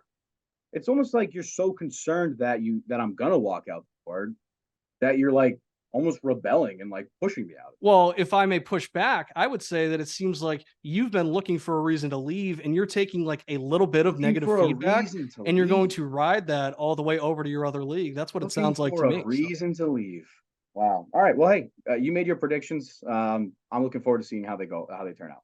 Yeah, I mean, like you said, I mean, everybody would love to take over your team. So, I mean, if you walked out, I mean, I really don't think we No, lose I in didn't this say league. that. That was a No, no, lie. That you was a said lie. that people would Nope, love that to was a take lie. over your team. I said people would rather have my team than your team. I disagree, but you said that people would love to take it Well, over. So, I mean, I yeah, guess why don't you go ask the other I 10 know owners Mr. in the league. Mr. Go Bowen, ask after the he other 10 watched owners in the Mr. league. Bowen watched my press conference yesterday. Both Bowens loved it. I mean, Finesse Bebe Jones is polling well with the parents as well. We've got mothers that are saying they love my passion. You replied to that when I reported it, and you said, "Did she also love your lies?" We have since debunked that. I haven't lied about anything. So I guess that's a lie from you. But anyways, Mr. Bowen was saying that he would love to be in this league. And like I said at the end of that, I'm going to start looking, I'm going to start building up this wait list. I said I want to get so many that we just start a minor league. And then when things like situations like this arise, we just have a pen that's ready to call them in and bring them up. So, I mean, if people would love to take over your team so much, I mean, you've claimed to have worked so hard on it. So if somebody wants to come in and bring you to your first playoff appearance, then I'm sure it'll be easy to find somebody else. But like I said, I mean, to me, it just feels like you've been checked out, right? I mean, you've barely been putting in any effort for the Lex and Pete show. You've never offered to offer any money for all this, like that I Lie. put out for this league. Another You lie. stopped Another writing the lie. blogs. Another lie. What's the lie? That I haven't put in any effort in the Lex and Pete show. Are you kidding me? No, I said you've stopped putting in effort. Yeah. Yeah. Like your how? effort has How? clearly Tell been me on a how. decline Tell me how. because you just show up. You You don't want do me to anything send you besides the show up. page of notes You that I show took up from like the last 15 show minutes and this late, show? right? I send the thing. Usually I have to send you a text just to let you know I even sent the invite. But you show up late, like 10, 15 minutes after I send the invite. All you do is come unprepared. You're You right. just You're talk right. and then you get off. And then like Yeah, I you're have right. to download it and then edit it and then upload Might it be and then better for post you. it. It So might be better. Maybe we should go to the Lex Lumpkin show. Let's take a poll, a league poll. yeah, I mean we could if you Do we want to. want Slippery Pete The thing on is, the Lex I Lumpkin don't think show? people want to see me on my own because I think people want me to have a punching bag. So typically it's been you because you like don't have any problem with just like teeing me up, and then everybody loves the rants that I go on, and then you take credit Oh, for you just poking the you just bear. called me a But punching bag? what? Did you just call me a punching bag? Yeah, I did. Yeah, Oh, but I thought it was Lex and Pete, not Lex yeah, versus. because we were a collaborative effort. So like, Oh, yeah, I'm the oh, boxer, and then you're my tool. oh. So Yeah, walk it back. I Go ahead, put in walk the it back. work on you. Yeah, walk it I back. get my reps in. I flesh out my takes. So yeah, Walk back. I don't Back. feel Walk like it back. anything I've said Walk it contradicts back. that. I don't know. Do you disagree? Do you feel like you're not my punching bag? I mean, you just come up and you get served up to me, and I just tee off on you every week. We could make like a highlight. Maybe I'll do that. Maybe like at the end of the year, I'll do like a best of. And yeah, you know what? That actually sounds like a pretty good idea. Yeah, you should. What you That's good. disagree with that premise of the show? Why do you feel like I lied? Is that what you're saying? Oh, wow. This is a big statement that just came for immediate release. Okay. For immediate release, our enemies don't sleep. They're watching our every move. Slippery Pete, big brain. They may be reading this right now. Our fantasy football team should not be mistaken for a sports podcast Gabfest show. We don't care what you look like. We don't care who you drafted, who you traded for, who you picked up in free agency, what your vision is. It doesn't matter if you started a brand new league to try and compete, or if you hide behind a rebuild to justify never having to compete. We have honed our roster into a group of lethal players that you would be wise to avoid if you know what's good for you. We will not be intimidated. We will not back down. We've seen championships. We want more championships. And if you want a championship in the Friends Who Gamble League, there is one thing I can promise you. So help me God, you will have to go through the pins. Beautifully said from our 1.5-time champions. Pete, do you have an instant reaction to that? Ready for divisional breakdowns when you are. If you got anything else to say on this. All right, so Pete.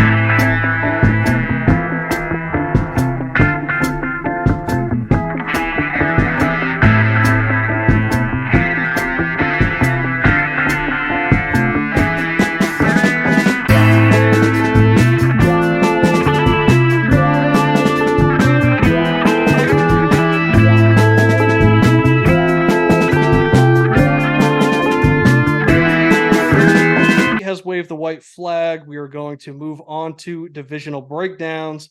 We are talking about the Gabagool division. I consider them the There's NFC no white flag East. to wave. I consider them the NFC East of Friends Who Gamble. I just feel like they will always be close. It doesn't matter if the best team, if the 1 seed wins 11 games, it doesn't matter if the 1 seed wins 8 games. It's just going to be a close division no matter what. I feel like first place and fourth place in the division will always be separated by like a game or two. It's one of those where it comes down to the last month. It can really be anybody's division. So one thing that I found interesting, Pete, about the division is that I looked through last year's scoring because it did feel like they were low scoring. So when you look through it, the average points for each division, they were by far the lowest scoring division, the Gabagool division, that is. Sprite Cranberry and LeBron haters were pretty much tied, 1,554.82 for Sprite Cranberry, 1,537.91 for LeBron haters. So that's about a 17-point difference. The Gabagool division, they were 1,342.1. So they were about 200 points on average behind the other two divisions. But granted, we did have you last place in the league, and you were intentionally trying to score as few points as possible because you wanted to lock up that 1-1. So you did drag it down. So I figured it would only be fair if we took out the lowest scoring teams from each division just to get more of a, because I felt like the other 3 teams in the division were pretty competitive. But if you remove the bottom scoring team from each one, LeBron haters actually becomes the highest scoring division because Amaral is removed from it. They're at about 1,700. Sprite Cranberry, they're at 1,676. And then Gabagool goes up from 1,342 to 1,502. So they're still about 170 to 200 behind the other divisions. But once you take you out and you were a bit of an outlier, it does, even it out just a little bit more and bring the rest of the division back to normal. But last year, it was a tight race. Like I said, it wasn't a lot of scoring. So it really was just coming down to, it's kind of like the AFC South, where the division winner is going to kind of like sneak in, and then like there might be another one, like the second place team might be able to sneak in, but more often than not, like they don't sniff the playoffs. Last year, you guys did have 2 teams in it though. Geno and The Zits, they were a 3 seed. They finished first place. And then Go Tigers, they were a 6 seed. They actually faced off with the Zits. So it was Bowen versus Bowen in the first round, and they beat the Zits. I forget the exact score. I don't have the number on me, but it was a pretty sizable win. And then they went on, they lost to 2 pins in the semifinals, of course, 2 pins, then split the championship. And then to round it out, we had the Most Athletic Suns. They were the 4th overall pick. And then Slippery Pete, they were the 1st overall pick. I feel like there's no point in just asking for like a general overview, so we can just kind of get right into it like we did last week. The first team, we're going to start from the top like we did, Geno and The Zits. So I think the first observation, then I'll pass over to you, because I think that this is a pretty good topic to talk about, is their quarterbacks, right? So they named themselves after Geno Smith. They got Geno, drafted Anthony Richardson, and then they traded for Brock Purdy in the offseason. So right now they got Geno and Anthony Richardson starting. Anthony Richardson has been named the week 1 starter for the Colts. I think the one that I want to talk about the most, though, is Geno, because what I find interesting about him is that, I mean, he pretty much took 7 years off as a starting quarterback, maybe even more. I'm not sure. He's in like year 10. But he made this like miraculous comeback, insane to just step in with the Seahawks as they moved on from Russell Wilson, and he took over. I mean, he was QB5. I don't know if he's going to be able to be QB5 again this year, but the thing with Geno is that I do think he can pretty much replicate, say, 80-90% of last season. I think that he's capable of still being a top 12 quarterback, because when you look back at what he did, it really wasn't fluky stuff. He was making the right throws. It's not like he had good interception luck. It's not like he had crazy touchdowns. These are things that he can replicate, especially in year 2 in this system. I think that the concern is really just from the fact that last year did seem to come from out of nowhere. There is the risk that it was a flash in the pan, but Pete, what do you think of Geno Smith and then the rest of Bowen's quarterbacks here? Do you think that Geno can replicate that? And then I know that you have some takes on Anthony Richardson, and Purdy's interesting to talk about as well. Yeah, Geno Smith is the guy you're talking about in this league. You said a QB5, projected QB20 this year. QB20, do you think you'd take over or under on QB20, Geno Smith? I'd go way over. Way over, right? I'm in the same boat. Well, over meaning like better than QB20, right? Yeah. Yeah. Yeah, I'm saying over, like better than QB20. I've got him more in like the QB 12 to 15 range. Yeah. So I think that it's it's a wide range of outcomes like in that small window. Like, I mean, we have seen that there's a window to him, or a pathway to him being QB5. I think that, there are some guys like Tua will play a full season. Deshaun Watson will play a full season. And I think that he'll be better this year. So I think that those are guys that can push him down. But I still think that like QB12 is about the mark. And then it's, maybe give or take a few spots in either direction. Yeah, I think that's how I feel about him. It's crazy that a QB5 last year is projected QB20 this year. But that's how Geno's career been. I think he had 10 years in the league at QB50 or higher, with 2 years about 5 years ago, I think, that was QB 242. I don't even know if he was in the league or maybe he was on the bench or IR. Like, he came out of nowhere. So yeah. Bowen believes in him. I don't. Not only do I not believe in Geno Smith, but I think there's a lot of question marks around Brock Purdy. And I've never seen a rookie quarterback put up numbers that could sustain like a playoff fantasy team in Dynasty. Like AR, however you feel about AR down the road, that's what he's going to be down the road, I think. Like Justin Fields, I don't know what Justin Fields was his rookie year, but it wasn't good. I mean, Mahomes, even the good guys, Mahomes sat a year. I don't think Burrow was anything special his first year. Jalen Hurts sat a year, I think, as well. So I don't see AR reaching that ceiling. Whether you think AR is going to reach that ceiling or not, I think everyone can agree that it's not going to be this year. Like, I've got AR outside the QB20 this year. And then with Purdy, if you look at his games last year, I think it was some crazy stat, like QB, top 10 QB from week 13 on, or whatever it was, something close to that. Every team he played last year, and this is kind of like the stereotypical knock against Purdy this year, but they were not playing against good teams. Not playing against good teams. And the cast around him was incredible, arguably the best offensive weapons in the league, on top of the best defense in the league, or maybe the second best behind Eagles. So I think overall with the Zits, it's how you feel about their QB room, and I'm personally down on the QB room. Yeah, I agree. I mean, so my counterpoint on Anthony Richardson, I know that you've been low on him, but I mean, I tried to find it. I don't think I'll ever find the stat again. I don't remember if I saw it on Twitter, if I saw it on Reddit, but it was a breakdown of fantasy quarterbacks and where they finished in seasons where they got, I believe it was 100 plus rushing opportunities. So the reason that I'm optimistic about Anthony Richardson this year to contribute right away is that, I mean, one, like I'm interested to see how Shane Steichen, see how he translates, how he comes over. I mean, he seems to be the guy that apparently unlocked Jalen Hurts. So he does have the keys to making a mobile quarterback work. My argument for A. Rich has always been that I don't think he was as raw as he was being advertised as. I think that it's like things that can be cleaned up and need to be cleaned up. And I mean, I'm sure, with any rookie quarterback, you got to learn how to read the field with an NFL defense. It's a lot different than college, but I just think that his floor is still going to be so high because I think he's going to be rushing and hitting that 100 rush attempt threshold. And the stat was, it's pretty much impossible to not be a top 15 quarterback if you run it that much. So if he's able to run it and be effective like we've seen him be with his legs, and he plays the full 14, 15, 16 game season, whatever you need to win a championship in our league.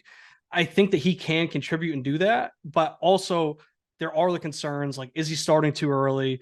It's kind of sink or swim when you're starting right away like this. So he can come out and just be a total dud, like a lot of his naysayers have been thinking. And all of a sudden that puts Bowen behind the 8 ball. With Purdy, we have to see him fall off. We can't just like write him in for that, right? We have to base it off of what we saw. We saw him play in the playoffs. We saw him step in and contribute. And every game he seemed to put up massive numbers. So it's not like he just came in and was giving us, 14 fantasy points a game or something. He was putting up some huge performances. So all we've really done is seen him ball out. There is the concern because you have to think about he's Mr. Irrelevant. Was it a flash in the pan? We've seen it before. How's it going to be when there's more tape on him? How's his elbow going to be? I mean, I put the take out and I'll do the full take, but I think that Sam Darnold and Jarrett Stidham could be starting football games for their teams this year, just because I'm not unsure about how these starting quarterbacks for those teams are going to hold up and how they're going to perform. So, I mean, I do think it's interesting. I choose to be optimistic about Bowen's quarterback room. It seems like you're maybe, leaning towards the other side, but I do agree with your take that I think this is really what makes or breaks it. If Anthony Richardson's a top 12 guy, Bowen's probably going to have a massive season. So, I mean, if just two of these guys hit, like we've seen their upside be, I think that he's going to be in a good spot. Yeah, it's not so much I think I'm down on Bowen's quarterback room long term, but 2023 I am. I mean, Purdy's played 8 games. He's played 8 games. He was top 10 QB in a majority of those games. I just looked it up. Lamar Jackson played 16 games his rookie year, had 147 rush attempts, 700 yards, and was QB 30. So it can happen, and that's kind of what I'm predicting for Anthony Richardson. What he's going to be down the road, I kind of walked back that take, I think, right around draft time. But I don't think he's going to be a top 15 quarterback this year. I'll plant I think I said 20 earlier. I'm going to plant my flag on Anthony Richardson's not a top 15 quarterback this year. Yeah. What do you think the rest of his roster looks like, though? Yeah. So with the running backs, I don't think that there's really too much to talk about. I think it just comes down to, what you personally think about him. But I mean, he's got Josh Jacobs, who just signed with that 1-year deal. So, I mean, he absolutely balled out on a prove-it deal last year. I feel like he should have that same, if it was his motivation that carried him to do that, I would expect him to have a similar motivation this year. So I'm expecting, pretty similar numbers. I think that he can continue to eat in this McDaniel system. He also has, what do I got? Love? Who the hell's Love? What did I write down? Who are his other running backs? He's got Montgomery, he's got Swift, he's got Herbert, he's got McKinnon. Oh, I was talking about how I love all those guys. Love is not a player. But I personally like his running back room. I mean, I've been, of the thought that like I'm not investing too much in running backs right now. I thought he got Monty for cheap. He got Swift for insanely cheap for what DeAndre Swift has gone for in the past. I do think that Herbert has established himself as the lead back in Chicago. I mean, I know that Deontay Foreman, he's been dealing with an injury. I personally didn't think that Roschon Johnson looked totally ready to step in right away. I mean, of course, he's going to be competing with Justin Fields for those touches, but for what Herbert is as like an RB 3, 4, 5, especially at such a cheap cost, I'm a big fan of him. And I feel the same way about Jerick McKinnon. I mean, Clyde, I feel like should just be done in Kansas City. Isaiah Pacheco, he's coming back. He was dealing with a hand injury in camp, but he's also, I mean, he's a low drafted guy. I mean, we've seen guys like him all the time coming. Philip Lindsay, I think, is the perfect example. Small, hard runner, undrafted, came in 1,000-yard rookie. I think he put up 1,000 yards his sophomore season as well. And then he just completely lost it. And that's what we see all the time in the NFL. And that's why people talk so much about draft capital. And sometimes I think it's a bit, too much. I think people fall too much in love with draft capital. If a player's good, a player's good. But James Robinson's another guy. Comes in, low cost of acquisition. Teams have no problem cutting them once they start to fall off. So, I mean, I do think that it's still on Pacheco to go in and hold on to that role. But we saw McKinnon down the stretch as a PPR option. He was scoring a lot.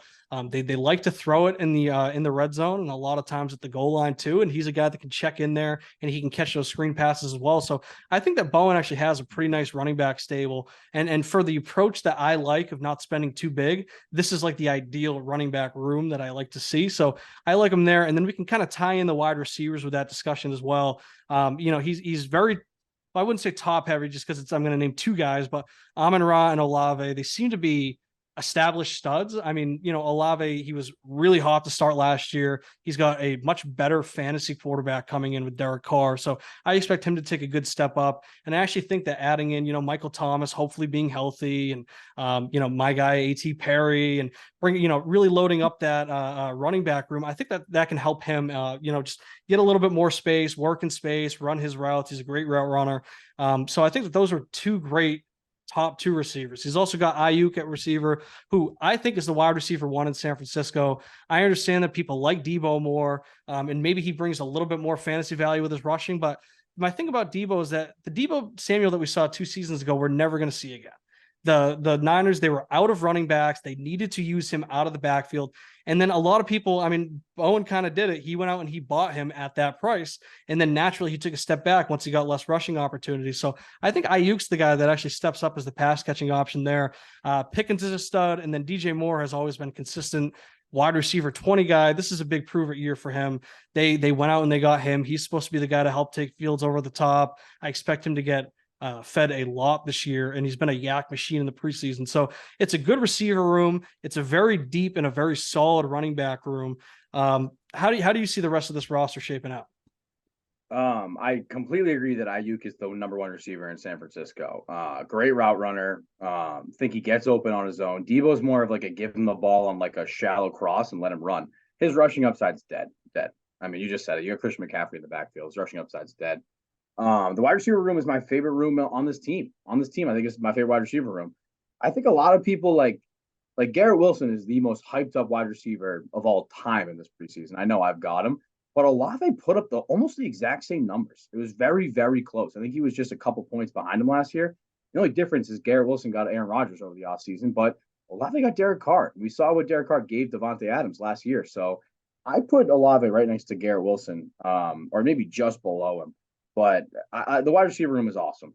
With Jameson Williams out, Goff is talking about how much of a big year Amon-Ra is going to have. The wide receiver room is great. The only guy I am lower on than consensus, I think, is Pickens. Where do you think Pickens falls in this year? I think it's tough to predict because he's a guy like he's a deep ball, contested catch guy. So like that can be tough to predict. At the same time, he's somebody that I kind of like because I become more interested in these guys that don't need to command a massive target share. Like he's a guy where like he can have one catch for 40 yards downfield, 80 yards, touchdown. Yeah, exactly. Like he can have one catch for 40 yards downfield and sprinkle in a few other catches. And all of a sudden he's giving you, a halfway decent game. So right. I do think that he still has a decent floor. I think what worries me about Pickens is that, and I think we might have talked about this. I think we talked about it last week when we were talking about McMorrow's team, but Deontay Johnson seems to be a lock for positive regression back to the mean. He's got to get some touchdowns. Yep. Pickens, he's supposed to be a touchdown guy. I just think that there might be too many mouths to feed. And I think we're just repeating the take we had last week, but I think that we're going to see a lot of pass catchers be, maybe very solid and very average, but nobody truly excel, at least this year, just because there are a lot of mouths to feed. And I don't know if Pickett is the type of guy that can, elevate everybody and produce, 2 top 20, 2 top 15 options. So I do worry about it from there, but I still think he's going to put up some monster weeks. If he's a guy that you have to start every week, I think he's going to win you some weeks. So, I mean, he's worth having. I do think he's a beast. I mean, some of the catches that he continues to make are insane. So, I mean, I definitely see the concerns. And like, if he were my wide receiver 2, I'd be a lot more uneasy, but having him on the bench, having him contribute that way, especially on bye weeks is great. So, I mean, and then, beyond that, they got Freiermuth, who I think can always be reliable. I think that he can be, he feels like a guy where, maybe Jason Witten's like a tough ceiling to put on somebody, just because, he's a Hall of Famer, but, a guy that like, he just becomes like, especially with how the Steelers are with their culture, I can see Freiermuth being a 15-year veteran with Pittsburgh, consistently a top 10 tight end. He's never going to be that top 5 guy, but he's got something steady at tight end. And a lot of times it's all you can ask for. So, I think Bowen's got a good, well-rounded team. I think he's definitely going to be competing at the top of this division again. You got any more comments on the Zits? I just on Muth, I was going to say, like, I gave the take last week, but wide receiver or tight end 10 and tight end 2 are separated by 10 points for projections. Muth is in that category. So he's got that 140-point tight end that's going to give him what he gives him. My question is, are the Geno and the Zits a playoff team? I think certainly. I mean, spoiler alert, they are my pick to win the division. So by default, I do Okay. have them as that. I do still think that this year it'll be a little bit different than last year. I mean, what? I mean, Mikey was still able to get in, right? 1635. He got in with the 6 seed Yep. for points. So I think that I think that he can still at least compete for that wild card spot.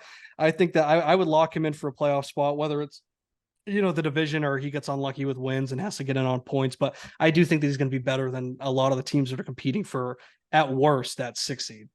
Yeah. So I've got it flopped. Spoiler alert again, but we're going to talk about him next, but I've got Mikey winning the division and Bowen's Geno and the Zits getting a wild card spot based off points.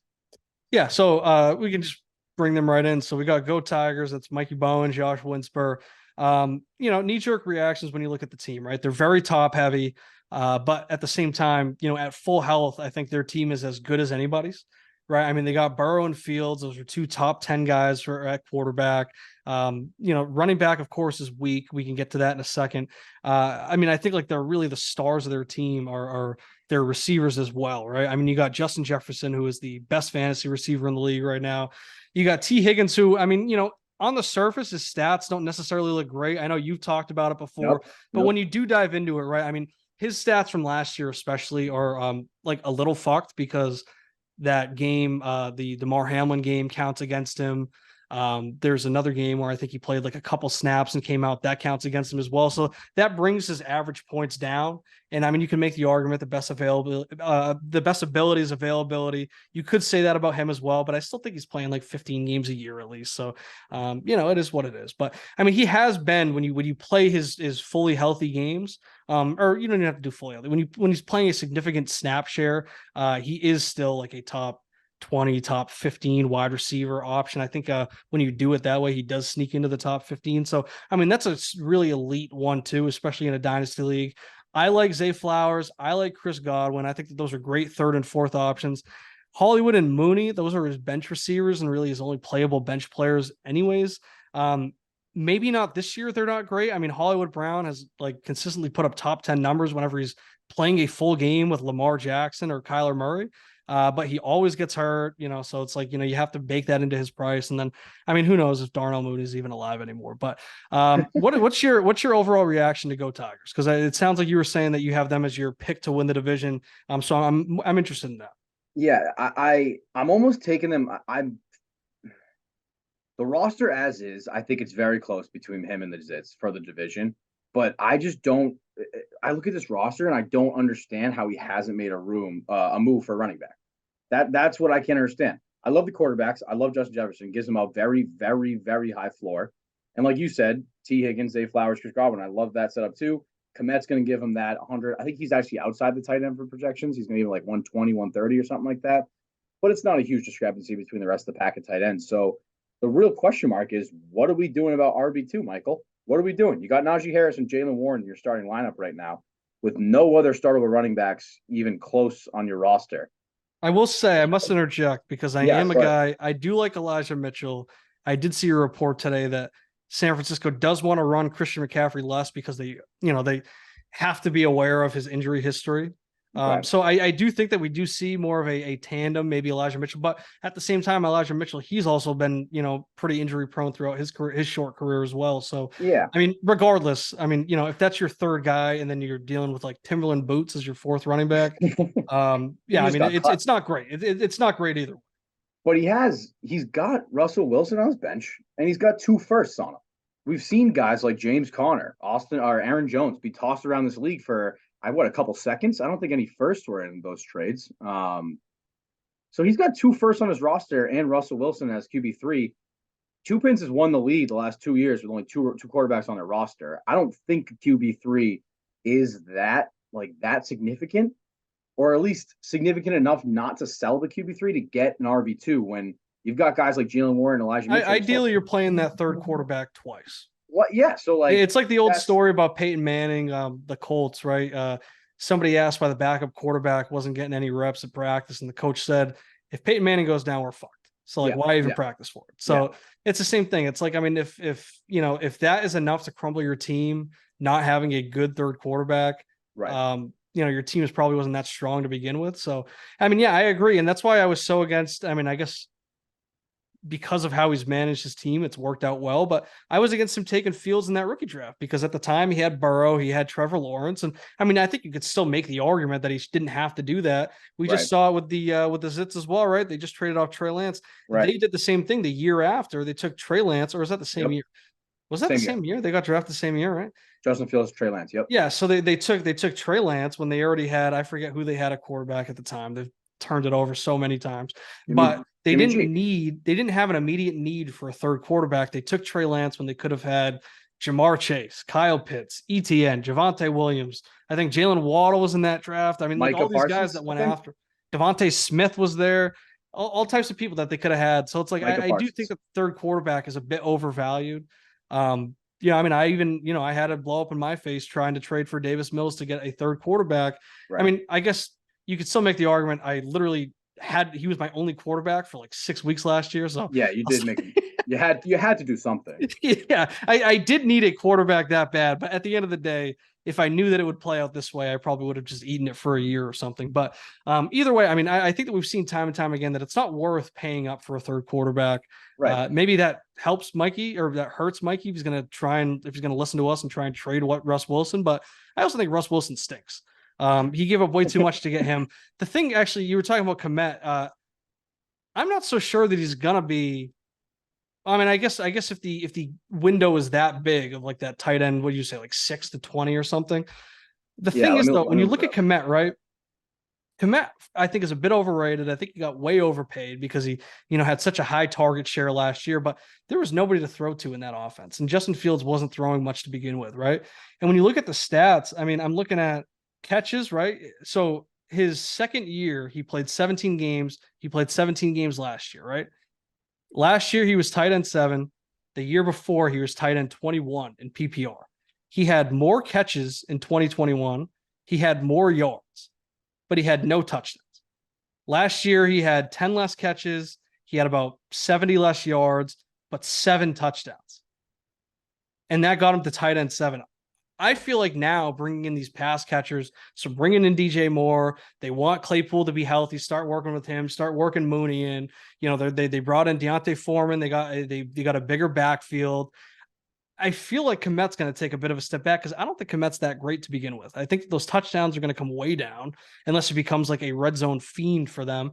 But then I think the yardage is going to go down as well. So, I mean, Mikey, that's the thing I worry about. And that's why I have a hard time putting him as the division winner. It's because, I mean, he's always going to be one injury away. I mean, even if one of his receivers goes down, it still hurts having to tap into that bench. If any of his running backs go down, okay, so if Najee goes down, Warren can step up and take a workhorse role, but then he has to start Elijah Mitchell every week. Right. And Elijah Mitchell's sharing those carries with Christian McCaffrey, and Mitchell has injury history, Najee has injury history, and then if 2 of them go down, he has to start Melvin Gordon or Eric Gray. So it's like, I mean, yes, like I think that maybe at their very best, Go Tigers might be the better team. But I think over the course of a full season, they're going to have a hard time surviving that. I think they're going to have a hard time getting enough wins. And I think that the Zits are better this year than they were last year. And it's going to be harder to just like sneak into the playoffs in this division. So, yeah, I have a hard time just like trusting Go Tigers for the full season. But I do agree that in a vacuum, I might give them the edge. And I mean, we saw it last year in the playoffs, right? Yeah, yeah. And that's what I'll say. Like in a vacuum, I'm giving them the edge, but I'm more basing my take, I guess, of them winning the division that I do think Mikey will move that QB3 or at least the 2 firsts. One of the 2 firsts he's got on of 25, 26. Use at least those 3 assets to get a running back and then maybe a little more depth at wide receiver or maybe more a little depth at running back. But the guy's going to starting quarterback. So skin of my teeth, he wins the division. I'd love if he made a move. I'd love to see him make a move.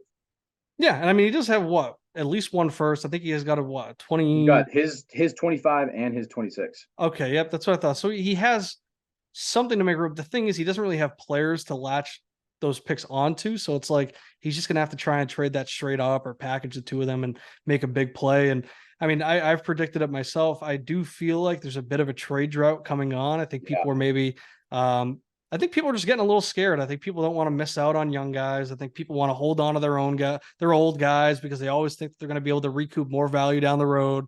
I'm a little bit worried. I think people are maybe playing a little bit too tight and holding things too close to the vest. But We'll see. I mean, I think that also with the season starting, I think people just want to get into the season with the roster they have. So, needs will pop up throughout the year. And then I'm sure that there'll be a big trade rush that comes back. So, I mean, it's never too long with this league. So, moving on, we got the most athletic Suns. My note on them is it's just going to be more of the same, close but no cigar.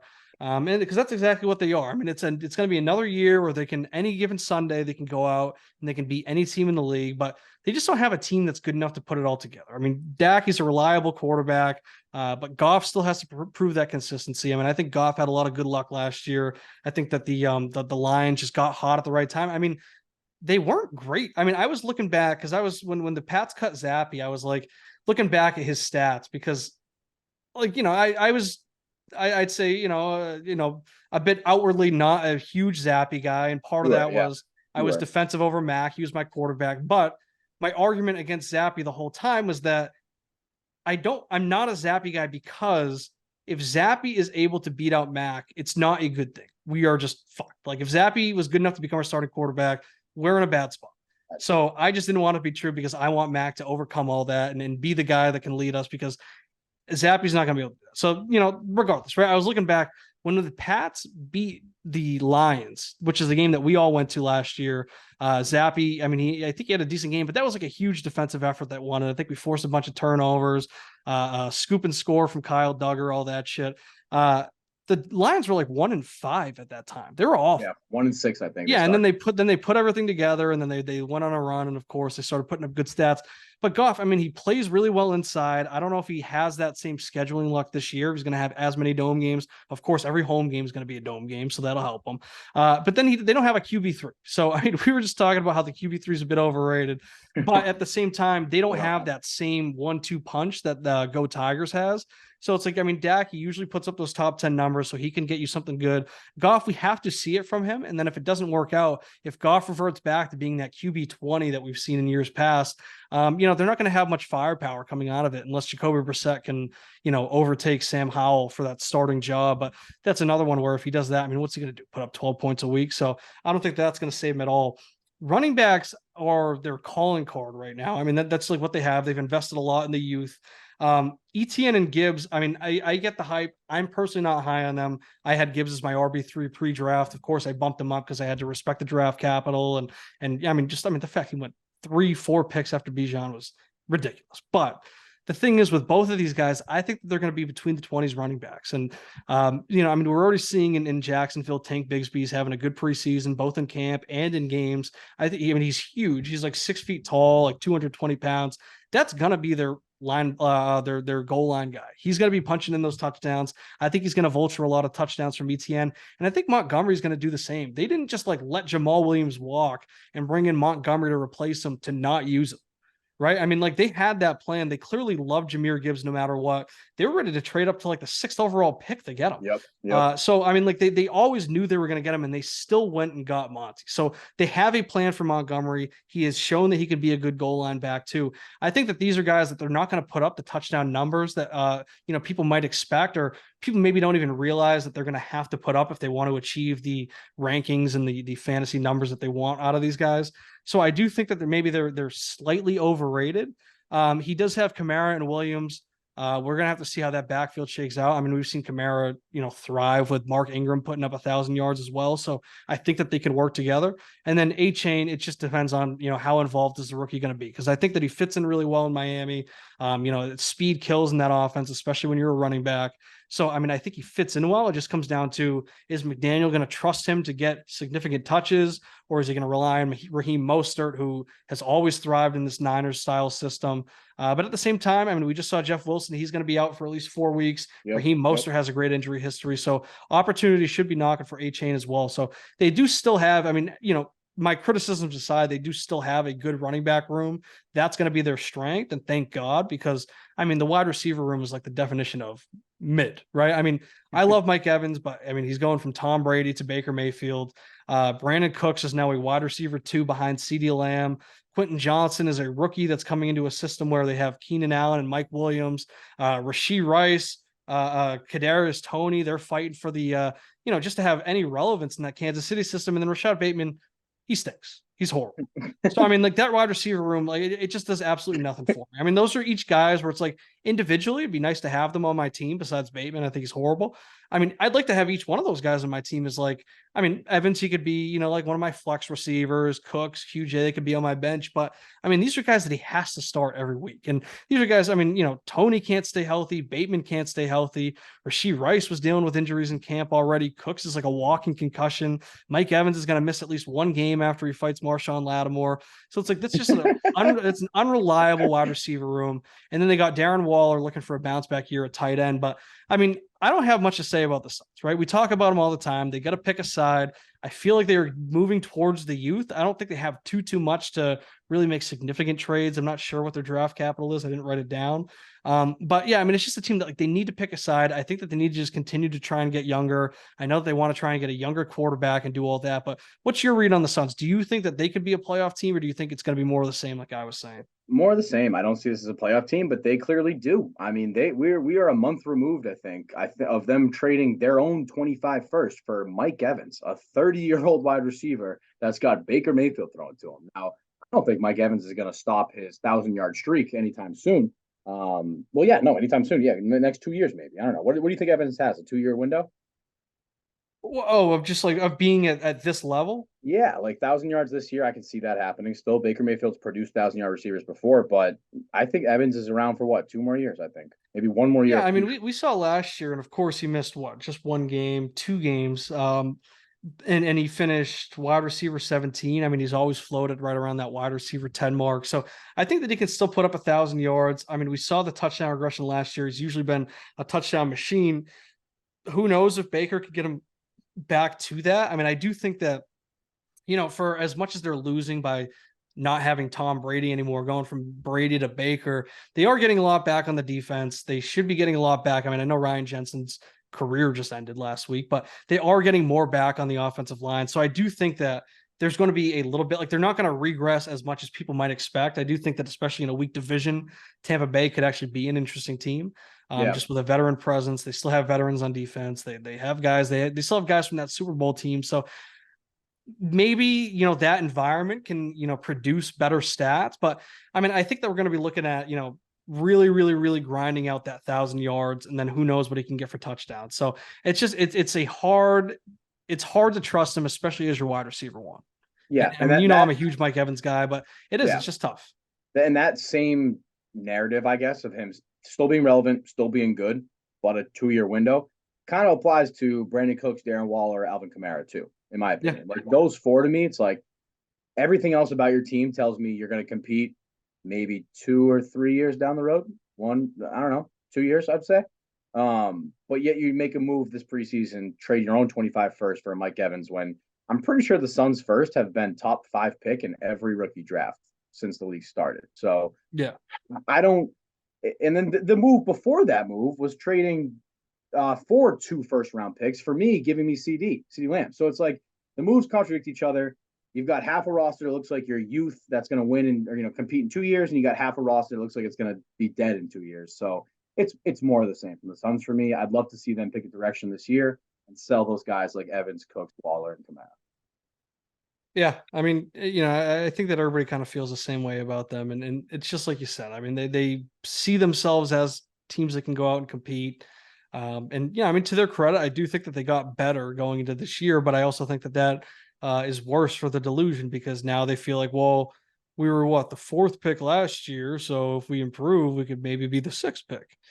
So yeah, I mean, I think there's like a 2% chance that they make the playoffs, but any given Sunday they can beat any team. At full health, they can put up a decent week. So yeah, they can play an interesting spoiler, but I really don't expect much more from that. So moving on, last certainly not least, I think a team that maybe not as much now. I think it was much more polarizing before we started to kind of see things really start to blossom, right? When you were really just a blank slate with all your picks. But we have Slippery Pete, we have the vision. You still call it a rebuilding year. And I think that's fair because you don't have your full roster yet. I mean, you have Deshaun Watson, who I expect to come back and pass a ton. I expect him to be back in the top 10 this year. Bryce Young, of course, a rookie quarterback. He looks like a little baby out there. It's very cute. It's nice to watch. I was just playing with my niece and my nephew in the yard last week, and I mean, it looked exactly the same. Them just like running around, all aloof, football in their hands, that type of thing. But again, like we said, you don't have your full team. You don't have like any depth there. You have Bijan and Tyler Algier. You have that stack for Atlanta, but then you're dealing with Jonathan Taylor, who's going to be out at least 4 weeks. And I mean, I think that there's a very big looming threat of him just missing the entire season. And then your receivers, I mean, I think are very, at least your top two are very elite, and then I think the rest are up for debate. It depends on how you feel about them, but I mean, Lamb and Wilson, like, what can really be said about them, right? I mean, they're great receivers. I think Garrett was he wide receiver 15 last year? Did he get into the top 20? I think. Yeah, I mean, either way, I mean, he was like right there, and I mean, he's getting 21. Yeah, he's getting much improved quarterback play. Everybody expects him to take that huge step up. So, I mean, you have your 1-2 punch there. Pittman and Judy, I mean, you've talked about it a million times with Pittman and rookie quarterbacks, and especially a guy like Anthony Richardson who needs to work on, some of those professional throws and things like that. And then you got Judy, who, I mean, he started to really blossom last year at the end of last season with Russell Wilson coming back from injury. But he's going to be missing. I mean, it could be like 2 months with this injury that he has. Adam And then Schefter Jameson Williams is a guy that you were hoping to come back this year, and he's just been every step of the way. It seems like something goes wrong. And then, of course, you have Kyle Pitts at tight end, who I think even you are severely underrating. I mean, we like to get our jokes off, and yeah, he wasn't great last year, but I mean, that passing offense was horrible. And then he was injured. I do think, I mean, he still put up 1,000 yards as a rookie. He set the rookie tight end receiving record. So like, he's still a very good tight end prospect. He's still like 21 years old. So, I mean, I do think people are like severely underrating him for whatever reason. I get where it's coming from, but I do think it's a bit short-sighted. So, I'll let the floor is yours. It's your team. I mean, you're the one that works so hard on this vision. So, I mean, what are you going to say about your team and how you feel about this year? And then, give us a little taste of what's to come beyond. Yeah, the vision started November 14th of 2021. I went back and looked at it as when I traded Russell Wilson and Joe Mixon for 5 first-round picks. That was, I'm tanking. That's been a year and 9 months. I don't think it's too easy to turn around a dynasty roster in a year and 9 months. And I've been saying it's a rebuilding year because it is. Like, just because I'm not tanking and making I don't even own my pick, but just because I'm not tanking, owning my pick and making it a top 3 pick, doesn't mean I'm still not rebuilding. So I do think it's another full year. Me saying it's a rebuilding year hasn't really been a bit, but it hasn't been a bit because I don't think that I'm gonna be a playoff team this year at all. I think it was crazy people were even saying that. But what I feel like happened is after the JT Pitts trade, where you saw me unload 3 firsts and Calvin Ridley, I think, for JT and Pitts, like, people felt like that was my entrance into the competitive environment when really, like, JT is a 24-year-old running back. I know he's got some issues right now, but at the time of the trade, I didn't feel that way. And I still like JT. Like, JT's becoming just a situation where I just need to hold my nose and pray. And Pitts is 21 prospects. So, like, I didn't think that trade was really my flag to be competitive, and I think people did. I mean, people are asking me if I expect to make the playoffs this year. And I think if you look at my team, like, that's not a playoff team this year. It's just not. Division's still ongoing. I think it's going to be a 2-year, 9-month to 3-year rebuild. And I'll be in the conversation to compete next year for the playoffs, but that's just not this year. The main reason being, I think, is because of the depth. Now, I didn't expect to feel it this soon, but J-Mo suspended. Jerry Jeudy now soft tissue injury. Guy can't stay healthy. JT now out for 4 weeks. I've got no running backs behind him. I've got no wide receivers to start. I'm going to be starting Puka Nacua week 1. So this was never a competitive year for me. I've been saying it for forever. I think people just kind of put me on a pedestal, which I take as a compliment because I did, work hard to turn this roster around. Now, that being said, I love a lot about my team. Watson, you mentioned it, top 10. I'm with you, top 10. I've heard they tailored this whole offense to him over the offseason. They've revamped the offense. They were looking at plays he'd like to run in high school or something like that to make this offense the best they can be for Deshaun Watson. Solid O-line. They added Elijah Moore. I think Watson bounced back, not to that top 5 quarterback we saw him in Houston, but at least top 10.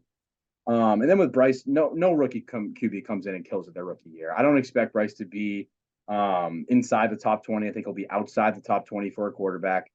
You got a mediocre cast around him with Thielen, Chark, Hayden Hurst, and the rookie Mingo. Brand new head coach, brand new OC. Quarterbacks is what wins and loses this league. And I've got one great one, I think, and Bryce who needs a year or two to develop. So again, just another reason why I don't think it's a competitive year. And my expectations really aren't high this year for Bryce at all. I just want him to stay healthy. I'm interested to hear what you think about Bijan because the Bijan hype and kind of the same Garrett Wilson too. You could argue that Bijan and Garrett Wilson were the two most hyped running back wide receivers of this offseason. And I almost feel like if they're not top five in their positional category, people are going to be saying it was like a bust year for them. Yeah, I mean, I think Bijan, I guess that there is, maybe a little bit of a risk that they just don't use him as a workhorse, especially right away. So, I Yeah. mean, that could cut in. I mean, because I think he's being projected as that. And if he isn't, then simply put, he's just not going to be able to put up those stats. And that doesn't have anything to do with how good or bad I think he is. It just comes down to pure volume. But I mean, even right now, I'm looking back and I'm looking at Cordarrelle Patterson's first season in Atlanta. And that was with Arthur Smith. And I mean, he was RB9. And of course, that was the year where he was able to be used as a running back or a Yep. receiver in lineups. But I mean, is that not exactly how Bijan is expected to be used? Right. And granted, they didn't have, that was Kyle Pitts' rookie year. They didn't have Drake London then. So there is more competition there. But I do think that Bijan is also a much more talented player than, Cordarrelle Patterson was in his Anyone. age 30 season, where that was really a breakout for him. So, I mean, I think that if Arthur Smith taps into that, uses him that way, then he can definitely put up a top 10 season. I mean, top 5 is really just a crapshoot. I mean, you can be top 10 and then you could be one, weird drive away from being top 5. So, Yeah. I mean, if he's not top 5, like I would not consider that a failure. If he were top 20, then like sure, I'd say, well, what the fuck was that? But I Yeah. think I would lock him into the top 10. Top 10 for sure. Wilson, I mean, I think you can make a similar argument. I do think that it's a much bigger jump for him to make than what we need Bijan to do if he wants to do that. I mean, if Garrett Wilson is top 20 this year, if he's top 15, I think that that's a pretty good season. I mean, Yep. you can say the same thing about pretty much any position. It just really comes down to how many points are these guys putting up. But I mean, like a top 16 guy can be just as good as like the wide receiver 7. That just comes down to maybe some touchdown luck, or they might just be in a higher passing volume offense or something. But I mean, he should be for sure be like a top 15 guy. I think he's going to get plenty of targets to be able to do that. So, I mean, I think it's really like a wide receiver 15 floor for Wilson, but I think both of these guys should finish as wide receiver 1s and RB1s, just categorically, not the overall one. I mean, maybe. I guess it's not off the table for either of them, but I mean, I'm personally high on both of them. I think Aaron Rodgers really wants to make it work with Garrett Wilson. And I mean, I think Bijan is just that good. And I think he's going to get that opportunity. Like we've seen from the running backs in this Arthur Smith system. I mean, Tyler Algier, I thought he stunk coming into the league and then he was 1,000-yard rookie. So if Algier could be 1,000-yard guy, if Cordarrelle Patterson can be a top 10 player fantasy wise, then I think Bijan can step in and do the exact same thing. Yeah. And then, that kind of, we touched on Pitts a little bit, but I expect Pitts to be in that wide receiver 2 to 10 range, 140, 150 points, nothing crazy. I bought Pitts for the ceiling that he could be 2, 3, 4 years down the road. I think I'm just going to get that average this year. So it's still a rebuilding year. You look at the draft capital, 2 first rounds in 2024, 2 first rounds in 2025. Your pick in 2024, you clearly invested into Kyler Murray for next year. Obviously, you're not going to be. I expect the pick to be a top 3 pick this year, which no surprises. That could be Trevion Henderson, Marvin Harrison Jr., Drake May. It's a lottery this year. I got a shot at Caleb Williams. So we've seen what rookie running backs and wide receivers can come do right into the league their rookie year when they're as highly touted as Marvin Harrison Jr. is. And we see the kind of players you can buy by selling those picks at the trade. So I got 224 firsts. I feel really good about adding starters or even depth with those picks. And I got 225 first too. So I still think it's a rebuilding year. Next year I might have playoff aspirations, and then the year after that, if I made the playoffs and then I got still 225 firsts, my vision window is really 2024, 2025, 2026. That's what I'm talking about. And I think I just got a little overhyped preseason coming into this year because of how good my starting lineup looked on paper. A couple injuries happen. All of a sudden, Pete's, my first round pick could be 4, 5 this year, maybe even 3. Who knows? So it's a rebuilding year, but I'm excited to see what these young guys can do. Yeah, and I think that we're kind of seeing basically what we said to be wary about with a team like Mikey Bowen, where if those injuries start to break down, then you start looking at the roster and you start saying like, oh shit, like I don't really see how they can win games. And Right. yeah, I mean, like you said, I mean, on paper, especially when you're just looking at that starting lineup, it like looks like kind of like a fantasy dynasty football wet dream because you see Yep. Taylor and Bijan and Wilson and Lamb. But yeah, I mean, once that starts to kind of break down and guys like Judy are coming out of the lineup or Jamison Williams is getting suspended, it just makes it tough. And I do think, and it sounds like you totally agree with it, but it's going to be tough for you to consistently win games this year. But I do think in that second half of the season with JT back and Judy back, and then, Pittman maybe getting more comfortable in this new offense with Anthony Richardson, you can put up some serious weeks. But yeah, I mean, I just think that overall it'll be tough for you to, maybe hang with, those top tier teams. But I do think that just over the course of the whole season, you will be floating around in that playoff discussion, that wild card discussion. But I think we'll kind of see it be like Wallace last year, where Yeah. you're hanging Good around, call. and then at the end of the day, you blink and it's like, ah, shit, you're out of it. So, Yeah. Good I mean, call. it's no knock on you, and like, I mean, you're very self-aware about where your team stands. So, I mean, I think that gives you a leg up on guys like Angelo and McMorrow, who don't seem to understand that. So I mean, you can still play for this year and you can still have a good time. And like you said, you don't have your own first round pick. And sometimes I think that's the best way to go about rebuilding, because you can actually try and put the effort into win while Yep. letting the bad teams do the work for you. So you're in a good standing. But yeah, I mean, like your team as is, it's tough to project too much success, but you are in a position where you could add guys this year, or you could use that to add, even better guys moving forward. So I do think, a year or two down the road is where we're really looking at you. All right. So any final predictions? I guess I'll go for mine. I kind of got one for each team, but we've also kind of given that as we've gone on. So I got the Zits as my division winner. I do have Go Tigers. I think that they're still going to get a wild card berth. I think that they can put up enough points, of course, barring any injury to one of their significant players. But the Suns will fall short again. And then, like I just said, I think that Pete will post big weeks, but it's just going to be, you're going to be undermanned. It's going to be tough to put out a full season of that. You got any big takes for that? No, like I already said it before, but I got the top two flipped. I got Mikey winning the division, Bowen coming in second, but both making the playoffs. Just one winning division, one wild card. I will say I think I put up more points for this year than the Suns. All right, we'll write that down. We Write will. that down. Maybe I'll post that. I'll post that in the chat right now just to get some drumming. Uh, We I know the won't. people in this league will never get to this far into the episode, so they won't. Yeah, I won't say it in the chat, but if you were taking that take on a book, I think it'd be Yeah. plus money. Yeah. Like it'd be a plus money bet that Pete outscores the Suns this year. But I think I can score some points down the road in the season. Yeah. No, exactly. All right, Pete, that covers this week's divisional preview. Next week, we will be doing the Sprite Cranberry division. I think people will be excited to hear about that one as well. As always, we are brought to you by Sundog Multimedia and Easy Peasy Moving and Service. We'll be back next week. I think that we should be looking to record it a little bit earlier just to get it out maybe Thursday morning, with the game starting Thursday night. Yeah. We could talk about that. We'll figure out our schedules, but we will be back next week. Where the hell is this record button?